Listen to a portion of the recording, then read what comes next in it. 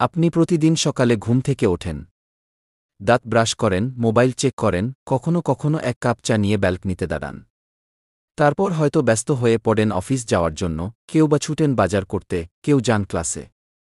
দিনটা এমনই যায়, প্রতিদিন একইভাবে। কিন্তু আপনি কি কখনো ভেবে দেখেছেন, এই রুটিনের মধ্যেই এমন কিছু অভ্যাস আছে যা আপনার শরীরকে ধীরে ধীরে অসুস্থ করে তুলছে? এমন অভ্যাস যা আপনি বারবার করছেন, কিন্তু টের পাচ্ছেন না।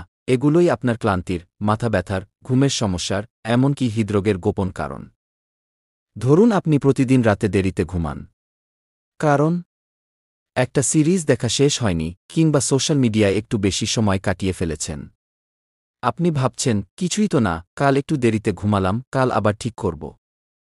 কিন্তু আপনি জানেন না, প্রতিটি রাত জাগা আপনার শরীরের ঘড়িকে বিগড়ে দিচ্ছে। ঘুম ঠিকমতো না হলে শুধু চোখের নিচে কালি পড়ে না, আপনার ইমিউন সিস্টেম দুর্বল হয়, মন খারাপ থাকে, এবং আপনার ওজনও বেড়ে যায়। ঘুম কম হলে হরমোনগুলোর কাজ ব্যাহত হওয়া, বিশেষ করে কর্টিসল ও ইনসুলিন। এসবই আপনাকে ভবিষ্যতের বড় রোগের দিকে ঠেলে দেয়। এবার ধরুন আপনি সকালে নাস্তা না করেই অফিস বা ক্লাসে ছুটছেন।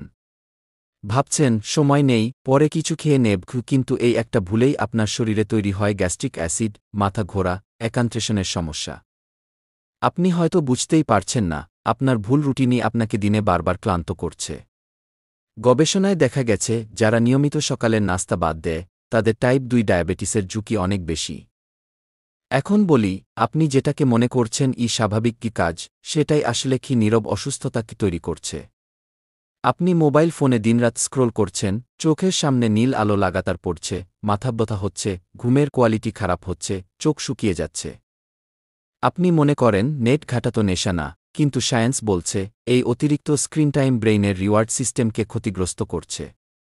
আপনি যখন কিছুতেই মনোযোগ দিতে পারছেন না, তখন তার মূল কারণ হতে পারে আপনার মোবাইল অ্যাডিকশন।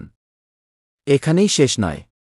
আপনি প্রতিদিন খাবারের মধ্যে অতিরিক্ত চিনি নিচ্ছেন, চা, বিস্কুট, কেক, সফট ড্রিঙ্কস। আপনি ভাবেন একটু মিষ্টি খেলে কি এমন হবে, কিন্তু আপনি জানেন কি, এই চিনি ধীরে ধীরে আপনার ইনসুলিন রেজিস্ট্যান্স বাড়াচ্ছে। যার ফল প্রিডায়াবেটিস, পিসিওডি, ওজন বৃদ্ধি, এমনকি ক্যান্সারের সম্ভাবনাও। আমরা প্রতিদিন এসব খেয়ে শরীরকে এমন এক পথে ঠেলে দিচ্ছি যেখান থেকে ফিরে আসা কঠিন। অনেকেই বলে, আমার তো কোনো সমস্যা নেই, এখনও শরীর ঠিক আছে, কিন্তু শরীর তো তখনই কথা বলে যখন সে আর সহ্য করতে পারে না। আগে ছোট ছোট সিগন্যাল দেয়, ক্লান্তি, ঘন ঘন ঠান্ডা লাগা, ঘুম না হওয়া, গ্যাস। আর আমরা সেগুলোকে পাত্তা দিই না। এরপর একদিন রিপোর্টে ধরা পড়ে, ব্লাড সুগার বেড়ে গেছে, কোলেস্টেরল বেড়েছে, থাইরয়েড সমস্যা হয়েছে। এই ভিডিওর উদ্দেশ্য আপনাকে ভয় দেখানো নয়, বরং একটা প্রশ্ন তুলে ধরা, আপনি কি সত্যিই সুস্থ, নাকি কেবল অল্প অসুস্থতার উপর দাঁড়িয়ে আছেন? আপনি কি প্রতিদিন নিজের শরীরকে বুঝে চলছেন, নাকি যেভাবে সবাই করে সেভাবেই চলছেন? এখন প্রশ্ন, সমাধান কি?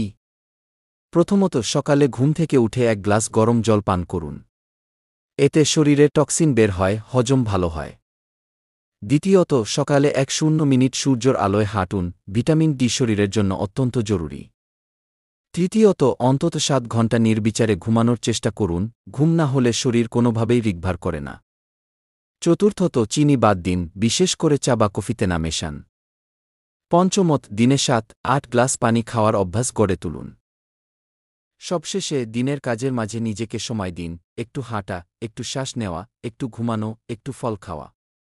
মনে রাখবেন, আপনি যত বেশি নিজের প্রতি সচেতন হবেন, ততই ভবিষ্যতের বড় রোগ আপনাকে এড়িয়ে চলবে।